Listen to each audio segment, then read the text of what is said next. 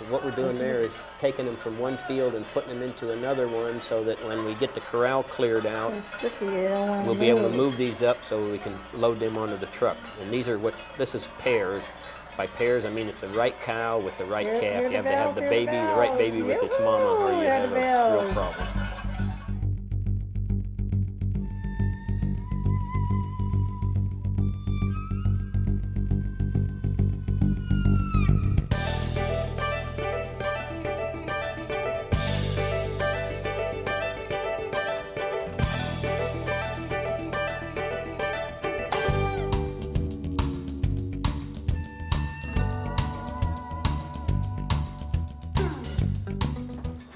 Welcome to Peak Moment. I'm Janaea Donaldson.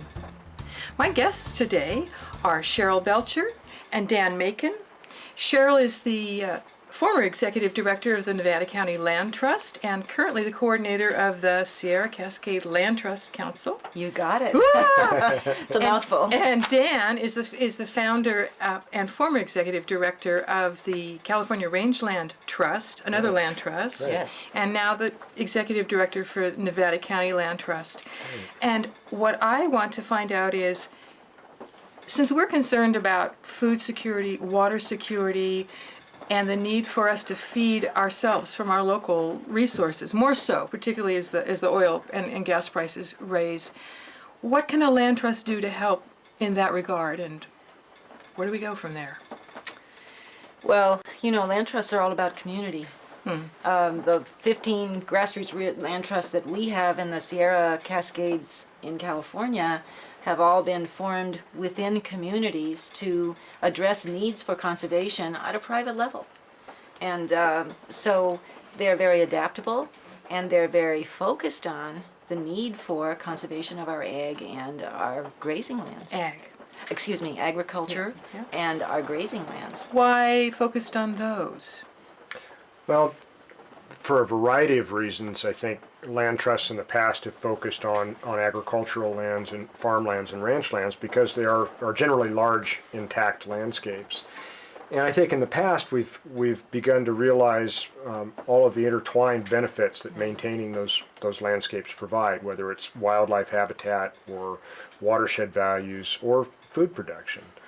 I think as we move in to a more volatile oil market, that we're going to start to value that food production even more in our local communities. For sure. Be critical. For sure. Now, why private? Why private protection? I mean, a land trust does that privately. Why do that?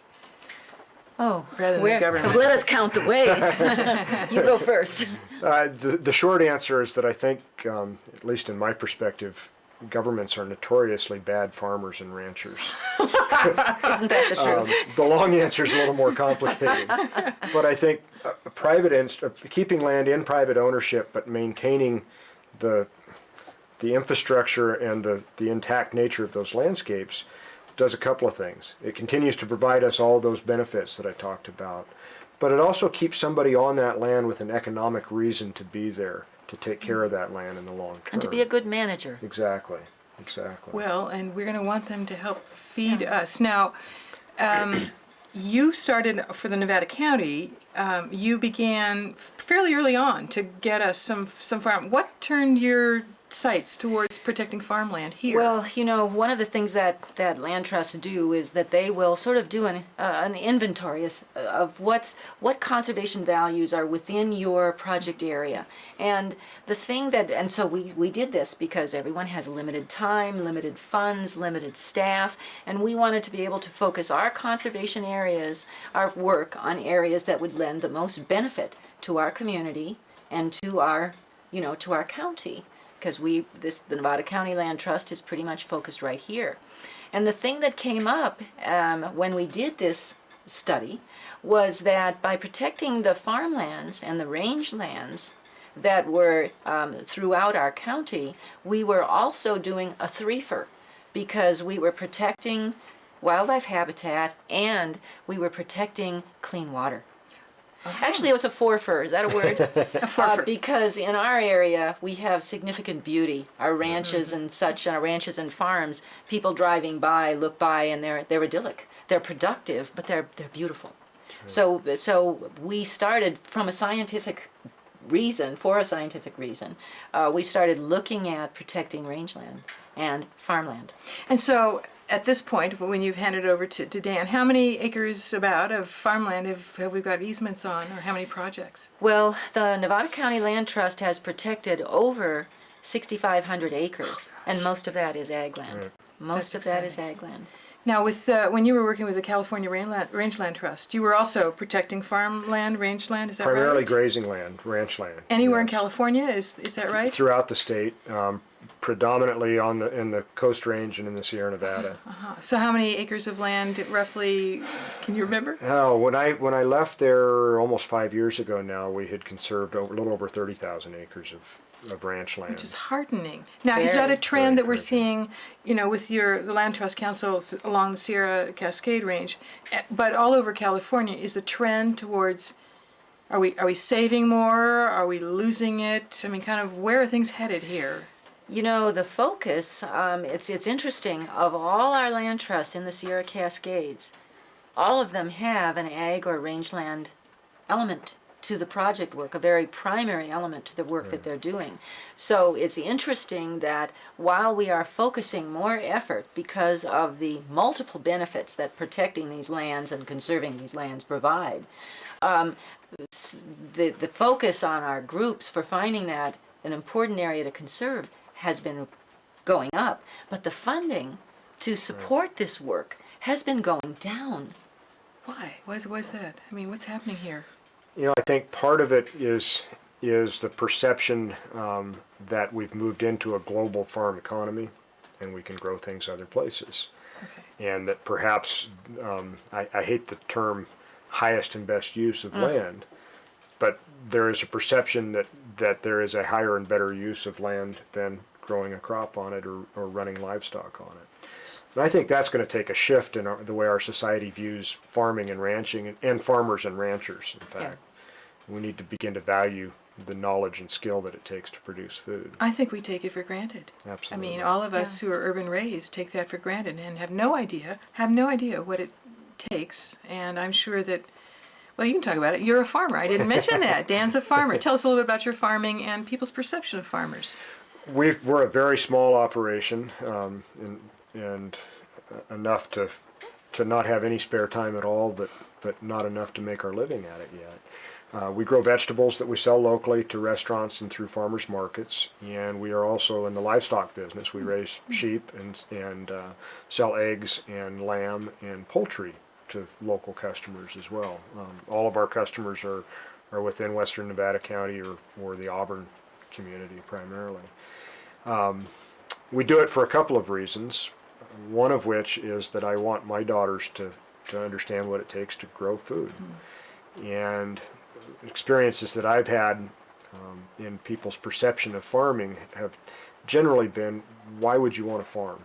It's a waste of your talents or a waste of your time.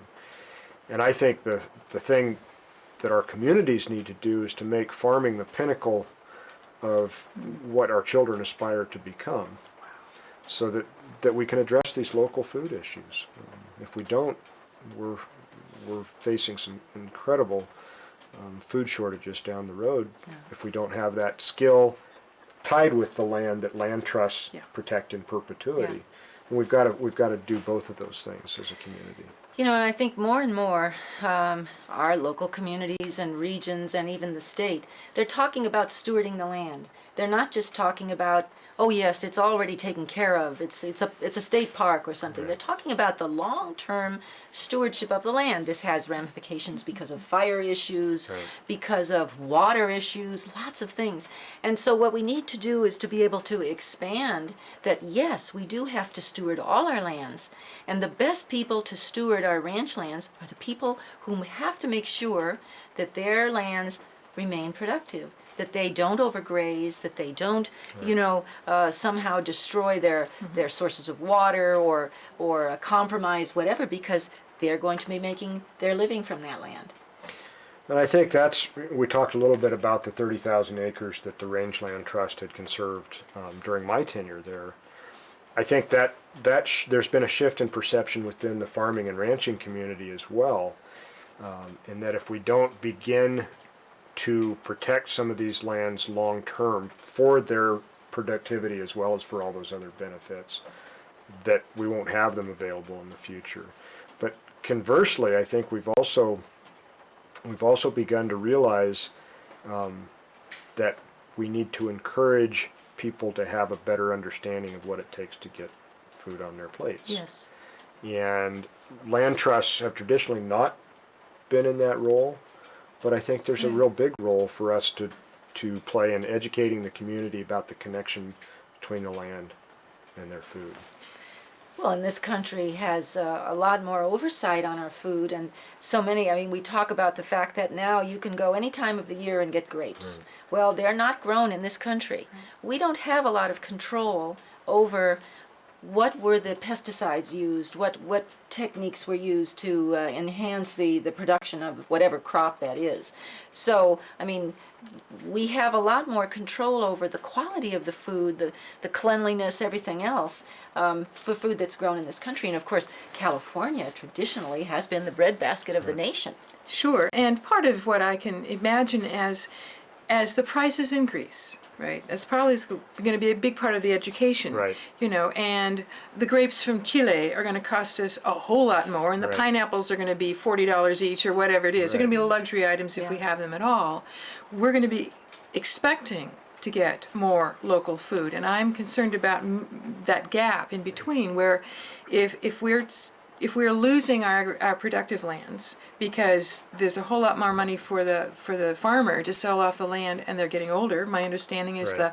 the average age for the farmers in our community is about 60. That's right. And is. so, and we don't have the next generation necessarily stepping into that role. If it's just more productive to fund their retirement, if you will, by letting a developer buy that land, we lose their expertise. Right. Oh, We lose yes. the productive land. We lose the potential for relationship. How do we bridge that time until it's like, ouch, too expensive to buy distant food, but we've no longer we got a don't way have to. it here. We're not Yeah. growing it here. Well, Right. and there's no arable land left. You know, that's a really important point, and that's why the funding to protect agriculture and rangeland should be going up. Because Right. you're absolutely right. When someone who loves the land enough that they will steward it and spend their lives on it and raise their children on it, that's a whole very healthy way of life that is very involved with the mystique and the folklore of our country. Right. When those people say, okay, the only way I can retire is to sell my ranch to a developer, that's a sad commentary. And yet, if the funding were available to say, the land trust would be happy to purchase the easement. Now, it's not as expensive as purchasing the land.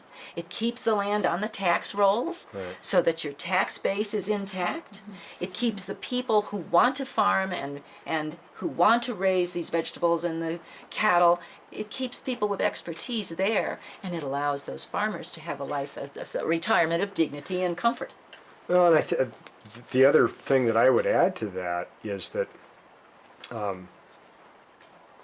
looking at our own operation, we do I think, take good care of our sheep, take great care of our lambs. We manage the land so that we have clean water and that we have pasture land that is bringing native grasses back into it. We manage to enhance oak woodland habitat and a variety of other things. Now, if I were to take my lambs to the traditional marketing outlets, there would be no value in what I do from a management standpoint when I sold those lambs. I would not get more for the lambs because of the care I take of the land or of my sheep. Conservation easement is one tool for helping people recognize the value for the care that they're taking of their land. But it's a long-term investment. It's a very long-term investment. And if you stop and think about all the things that we enjoy because of somebody else's stewardship, Yeah. whether it's clean water or wildlife or the view we get to see as we're driving through the country, we have no mechanism other than a conservation easement right now to express that appreciation financially to the person that's providing that management. That's true. We don't have a little thank you very much tax No. or, a No. little donation thing that we say, thank you for keeping this view beautiful. Thank you Right. for keeping the water, because I'm just down Right. river from you. Thank you for keeping my water clean. Exactly. We don't, and the small amount that you get for, mean, we'll pay more for good, clean food, organic food. And that's And that very may be a important. place that we can say thank you back. And that's all keep part it of going. part of that equation. The other part of that is that we don't sell the way I just described. I wondered. We sell to people that know us and that can look across our table at the farmer's market and say, you grew this. Which takes us right back to what you said at the very beginning, that land trusts and what you're doing, it's about community building. Exactly. And sustaining our community. So I know that when I go to the growers market, I've begun to know who I go to, and Right. I can say to them, do you spray? Now, I recognize that it's very expensive for some farmers to do the whole certification process. There's small operations and so Sure. on. But if they say to me, no, I don't use chemicals on this, there's a relationship of trust Yes. that's Right. being built here. And I can go back to them because I know that the next week or 3 weeks, the plants Exactly. that I'm looking for here. And I would imagine, that's true with the beef and the lamb Absolutely. and poultry. And the key word is the relationship. Yes. We have Yeah. been able to remove ourselves from that relationship because of our transportation system largely. Sure. And I think part of what the land trust can do in addition to conserving land is help restore that relationship between people who are growing food and the people Yeah. who are, most of us eat. Yeah, and Yeah. when I started learning about peak oil and started to just get real to me that we are not going to be able to rely on this far-flung, or it'll be volatile, or it'll be expensive, or there will be shortages Right. for gasoline, for diesel, any transportation. for anything. I mean, the turbulent, there's gonna be more right. vying and competition for those resources. right. The first thing that comes up about relocalizing, re-establishing a local economy, first thing on my list is food. What am I There's a gonna lot eat? of things I can live without but not Not food. food. Not without And the that's food. that's why I'm entertaining that. And water, of course, Well, for Right, that. Yes, is but I tied to think that our county is perhaps representative in that we do take care of our water. Right. We have enough land that can fulfill. I mean, people think, well, if you don't have row crops, you don't have agricultural. This is wrong. Right. Look at Europe. Look at all these other countries that don't all have flat land, and yet they manage to produce a lot of various vegetables, fruits. I mean, we have quite a nice small. Our climate sometimes makes it hard for our orchardists, but we do have a lot of fruit production. Right. And the fact that a growing segment of small organic farms are popping up in our community. Right. Well, just take this and multiply it across the entire Sierra Cascade mountain ranges, and you have quite a formidable start, because people are already Right. recognizing, I'm willing to pay more for food that I know Right. is clean and well, fresh, and then I know I can eat it with confidence. Going back to your question about the role, I hadn't thought about a role that a land trust might play in closing the connection between the producers, the food producers, and the public. Right. I never thought of that as a charter, if you will, for the land trust. Have you got ideas that are percolating on how to do that? I do, and there are actually some examples of land trusts in other parts of the West in particular that are doing that sort of thing. There's a land trust on the San Juan Islands in the Puget Sound that has a incredible sustainable agriculture program where they do consumer education, but they've also provided resources like livestock processing for the producers that are involved with their programs. I think one of the things I hope that the Land Trust can do is provide that kind of outreach to the consuming public, but also play a role in maintaining the human knowledge and resources that are necessary to produce our food. Along those lines, we are involved in what's going to be called the Sierra Nevada Small Farm Progress Days in October here in Nevada County, which will feature education and workshops and demonstrations of the scale of equipment, including horse-drawn equipment, that we can use on farms in our area. And I think those types of things are an exciting way to extend beyond conserving land and talking about conserving the entire picture that goes with farming and Yeah. ranching. And I know that a lot of your viewers may be aware that land trusts oftentimes have tours. The Right. Nevada County Land Trust will have tours of the farms, and they can take people out and show them these lands that are not open to the public because that would be dangerous. You have Right. cattle, you have horses, you have situations that they should not be open to the public. But our farmers and ranchers are so pleased to share this knowledge because, Absolutely. like Dan says, people don't understand how does that fruit and vegetable and meat dinner that I'm eating right now, how did that get here? Right. So, and in Placer County, for example, Right. they have tours in the fall of all of these fruit producing. You know, you can have vineyard tours because obviously grapes are fruit too. We right. can enjoy them in their many formats and manifestations. And in other areas, they will have a series of farm stays. I've been in Europe where one of the neatest things that you can do is to register for a farm stay. And sometimes that involves just staying in the farmhouse and being able to walk around. And other times that involves, hey, do you want to help with this or that? And actually get involved with what they're doing. So there's ways that it can help actually create a little income, Right. but also create that that bond. that link. Connection. That goes back to the question of making farming a more attractive vocation. You know, Yes. that it's not, it's not a waste of your mind and your Right. creativity and so on to make that attractive. I would hope that Right. there's some programs that we can begin with the schools so that we've got youngsters out Good there. And I'm point. sure the 4-H and FFA and so on.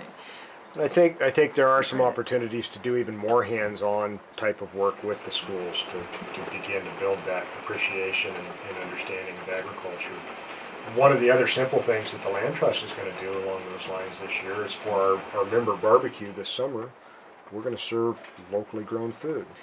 Yes! What a great that's connection for what the Land wonderful. Trust does. Absolutely. But that begins to also outreach to our membership about that importance. So Yeah. let me ask you a question, both of you. Said, if you're going to have locally grown food, what do we grow locally in abundance? Now, summer we have more, and what don't Right. we grow? I mean, part of the question is what can we make available here locally? What we got? What do we could have? Well, right now, we have, of course, we've got apples and pears and peaches and things that are in Right. the fruit producing season, grapes in abundance. Mostly wine grapes, Mostly right? wine We don't have Mostly table wine grapes, grapes, right? I yeah. imagine. Mostly wine So we grapes. get to have some wine. Yep. We get to have some fruit. Exactly. We do have Goat a number of cheese. small vegetable growers. Oh yeah. Yeah. So, Yeah. and actually, one of the unique things about our county is that there are microclimates that will allow us to grow things that can't be grown in the Central Valley in the summertime. Oh, really? There are areas in Nevada County where people could grow lettuce and winter greens all summer long because of the microclimates. Okay. So we've got that kind of an advantage. Goat thing that- cheese. Yeah, there, Goat cheese. There's We don't there's- have any dairies at this point. Is that we right? have some very small Small. dairies. Okay. That's probably an area where we need to expand. Yeah. We don't really have any grain production in the county right now. You know, but traditionally there used to be quite a few dairies up here. Right. I understand that. I Yeah. was talking to a farmer. When it was more expensive to transport the raw product. There we go. And so Exactly. that's part of what I'm Exactly. trying to do is Yeah. shape what kind of picture we might have of, we've had this expansion due to fossil fuels into Right. global transit now. And as that decreases, we're going to have a contraction and coming back to our community. So I Exactly. would hope that we'd have some more dairy and Well, but we and were I never a think grain part growing of area, that- were we? Yes, as a matter of During fact. the gold rush, there was grain. Oh, really? There's a ranch off of Courtney Road that had traditionally grown wheat, and that's only one that I know of. I don't know how many others there might. It wasn't have been. extensive, but I think what we will see when transportation and inputs become more expensive, we will see a return to more traditional methods of farming and ranching. Yeah. And we will see more small Yeah. operations that can meet our need for milk or grain. And I would expect then we're going to see or need more folks working on the land. Yes. And how do there's a gap to bridge here. There's I a would gap think. to bridge in terms of the people to work the land. Part of that's the education that Right, we talked right, about. right. There's also an infrastructure need. Some of our regulations and rules about food were developed in the era of cheap oil. Yes. And so meat processing is a great example where we don't have local capacity other than some real custom work, people that do great work. But because of the rules, I can't sell you meat that they processed. So there are all sorts of regulatory things like that that are set up to favor cheap transportation that we're going to need to deal with. Well, in that educational process that we're talking about, we have to educate our community. We have to educate our funders so that they will Right. realize the importance of this. But we also have to, kind of do a little education for our government, our elected officials, so that they understand this is all integrated. Right. And that if we want to encourage this local production, that they are going to have to look at this again and say, yes, of course, everyone wants safe, clean food, but we can do Why that. can't we do that sure. locally? Why can't we do that locally? That's right. Because traditionally, that's what was done with the pioneers. That's what was done in the past. That's And I- what's done in 75% of the world. And Today. we've gone away with that. And I really am hoping that enough people have the foresight that we don't have to have a heavy whack, that's Right. going to jolt us all and run, panic, and that we have the skids greased here in our farming Well, and community. there have been so many strides made in figuring out how can you produce a lot on a small piece of land. I mean, there's been That's a lot good. of That'll help us. study on this, intensive farming and so forth, so that it is possible to produce a lot of produce on a much smaller scale, much smaller land. And just Capacity. my last thought with respect to that is that I think we're in a very hopeful time from that standpoint. There is more interest in farming on a small scale than I've ever seen in my lifetime in the foothill community. I think that's an incredibly hopeful thing. Thank you. That's a wonderful place to leave us. This is wonderful. Thank you, Cheryl. Thank you, Dan. I think Thanks this for is having just us part here. one. I think we've got more conversations to go on. Thank you very much. Thanks for having us. Thank you. This is Janaea Donaldson. Join us next week for a half-hour episode of Peak Moment, Community Responses to a Changing Energy Future. Thanks for watching.